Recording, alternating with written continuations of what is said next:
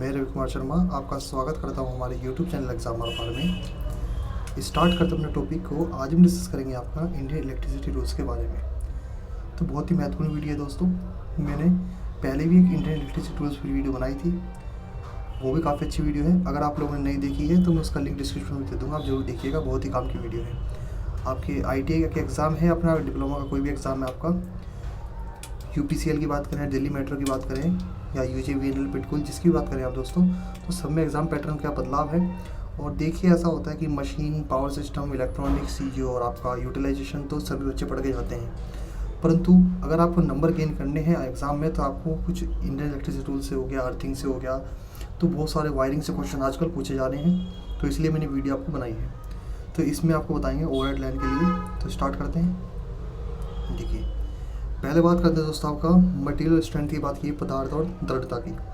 यानी इसमें नियम 86 के उपनियम 1 में वर्णन किए गए के अतिरिक्त सिरपड़ी लाइन यानी जो आपकी जो ओवरहेड लाइन्स होती हैं। अब लाइन्स की बात करें तो लाइन्स आपकी दो प्रकार की होती हैं, एक ओवरहेड लाइन होती है और एक आपकी अंडरग्राउंड लाइन होती है। तो ये ओवरहेड लाइन के लिए नियम है आपका। बाकी नियम मैं आपको सभी बताऊँगा धीरे धीरे।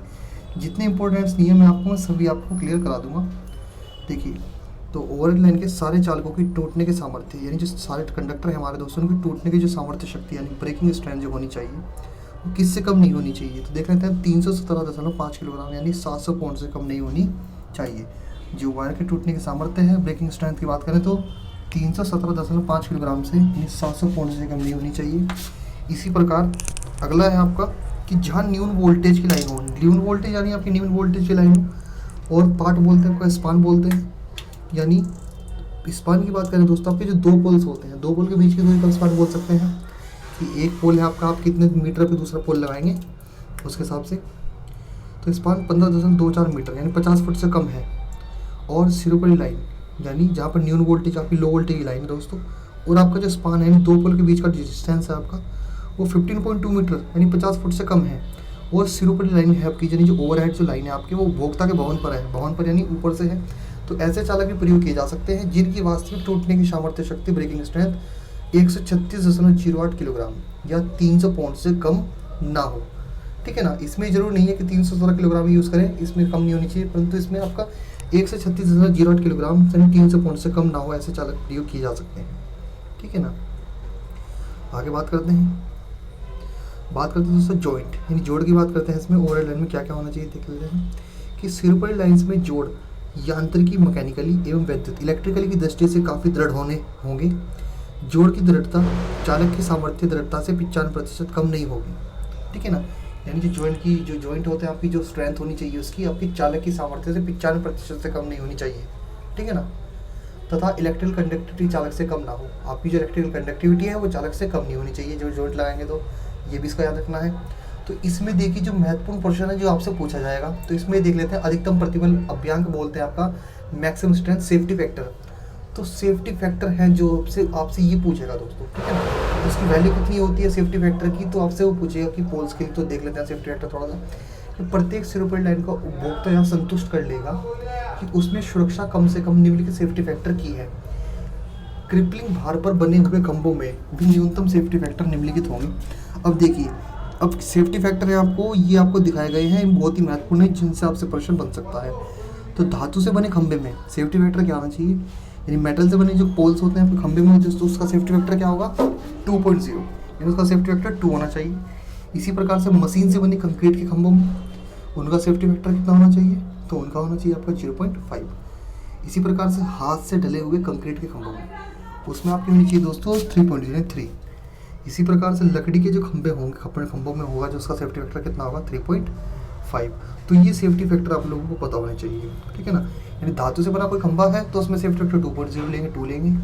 मशीन से बने कंक्रीट के खंभे में 0.5, हाथ से ढले हुए यानी हाथ से द्वारा बनाए हुए कंक्रीट के खंभों में 3.0, और लकड़ी के खंभों में सेफ्टी फैक्टर क्या रखेंगे हम आपका 3.5। ठीक है ना। यानी न्यूनतम सेफ्टी फैक्टर निम्नलिखित होंगे। न्यूनतम सेफ्टी फैक्टर है आपके जो स्टैंडर्ड होते हैं, ये आपको सभी को याद कर लेने हैं। अब आपको बताने वाला हूँ बहुत ही महत्वपूर्ण चीज़ है, यानी सबसे नीचे के चालकों की भूमि तल से ऊंचाई। ठीक है ना। आपकी ओवरहेड लाइन है भाई, उसमें अगर आपके 3 कंडक्टर हैं, 4 कंडक्टर हैं, 5 कंडक्टर हैं, तो जो आपका सबसे नीचे का कंडक्टर होगा भाई, इसमें हॉरिजॉन्टल लाइन होती है, वर्टिकल लाइन होती है। 2 प्रकार की लाइन होंगी आपकी, एक हॉरिजॉन्टल और एक वर्टिकल। तो वर्टिकल की बात करो, जो सबसे नीचे का आपका कंडक्टर होगा वो भूमि से यानी अर्थ से आपका कितनी ऊंचाई पर है ना, clearance above ground of the lowest conductor. तो उसमें देख लेते हैं कितना होना चाहिए आपका। देखिए, अब ओवरहेड सर्विस लाइन जो कि सड़क पार करती हुई लगाई जाए, किसी चालक का कोई विभाग भूमि तल से अग्रलिखित ऊंचाई से कम पर ना होगा।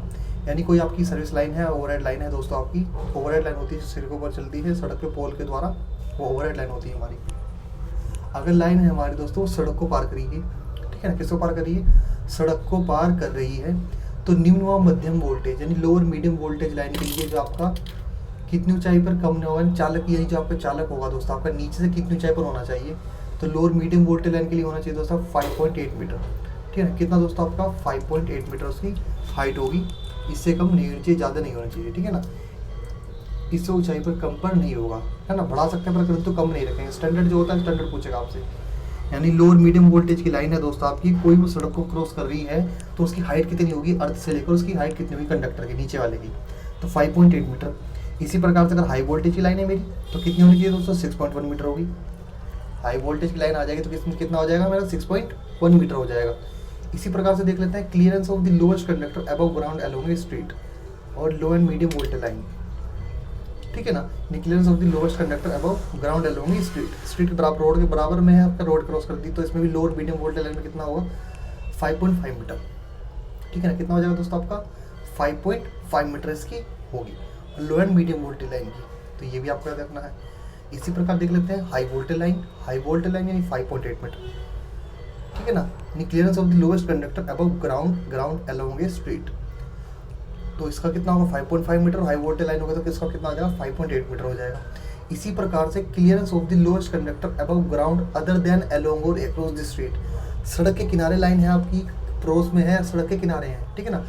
सड़क पार करती हुई नहीं, इस बार सड़क के किनारे की बात कर ली, या कहीं भी है हमारी, ठीक है ना, गलियों की बात कर लें। तो लो मीडियम और high voltage line up to 11 kV if bare का मतलब है दोस्तों आपका जो इंसुलेशन लेस वायर होते हैं, जैसे आप बाहर वायर होते हैं जो नंगे तार होते हैं आपके, जिसके ऊपर इंसुलेशन नहीं होता, क्योंकि लाइन में तो आपका बेयर कंडक्टर यूज़ करते हैं, आजकल केबल यूज़ होने लगी। और ये बात कर रहे हैं दोस्तों आप कंडक्टर की, तो कितना होगा उसकी हाइट 4.6 मीटर रखेंगे, ठीक है ना। सड़क के किनारे है, बराबर में है, तो उसके लिए क्या रखेंगे 4.6 मीटर रख सकते हैं। परंतु अगर सड़क को क्रॉस करना है, रोड को क्रॉस करना है, स्ट्रीट क्रॉस करना है, तो आपका डिस्टेंस आपका थोड़ा हाइट बढ़ जाएगी। इसी प्रकार से low medium and high up to and including 11 kV if insulated, अगर आपकी दोस्तों low medium and high up to and including 11 kV if insulated, अगर इंसुलेटेड लाइन है दोस्तों आपकी 11 kV तक, तो कितनी हाइट रखेंगे आप उसका 5.2 मीटर की हाइट आप रखेंगे, ठीक है ना। तो अब बात करते हैं आपका clearance of the low and medium voltage line from building. अब भैया आपकी lower medium voltage line from building के आसपास से जा रही है, बिल्डिंग के बराबर से आ रही है, बिल्डिंग के ऊपर से जा रही है, तो कितनी डिस्टेंस होनी चाहिए, तो देख लेते हैं भैया आपका वर्टिकल डिस्टेंस आपका 2.5 मीटर।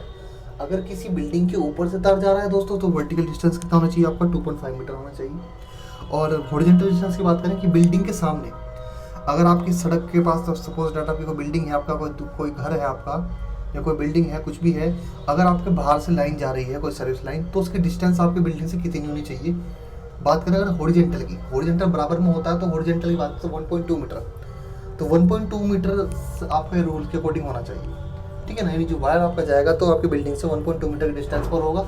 और यदि अगर आपके वायर आपके भवन के ऊपर से गुजरेगा, बिल्डिंग के ऊपर से, तो उसकी जो वर्टिकल क्लियरेंस होनी चाहिए वो आपकी होनी चाहिए दोस्तों 2.5 मीटर होनी चाहिए, ठीक है ना। तो ये तो दोस्तों हमारे कुछ ओवरहेड लाइन से रिलेटेड महत्वपूर्ण प्रश्न कई बार पेपर में पूछे जा चुके हैं और आने की संभावना है। तो 4 से 5 नंबर आपसे इस वीडियो से आराम से बन सकते हैं। अगर आप लोगों को वीडियो पसंद आए दोस्तों तो लाइक करें, ज़्यादा से ज़्यादा शेयर करें, और अगर अभी भी आप लोगों ने चैनल को सब्सक्राइब नहीं किया तो चैनल को सब्सक्राइब कर दीजिए। और आज की वीडियो में इतना ही कहना चाहूँगा, और आगे आप लोगों के लिए और इंडियन इलेक्ट्रिसिटी टूल्स के बारे में डिस्कस करेंगे, और आगे डिस्कस करेंगे आपकी 35 kV की लाइन होगी, और आगे देखते हैं अपनी नेक्स्ट वीडियो में। तो फिलहाल इतना ही कहना चाहूँगा, धन्यवाद।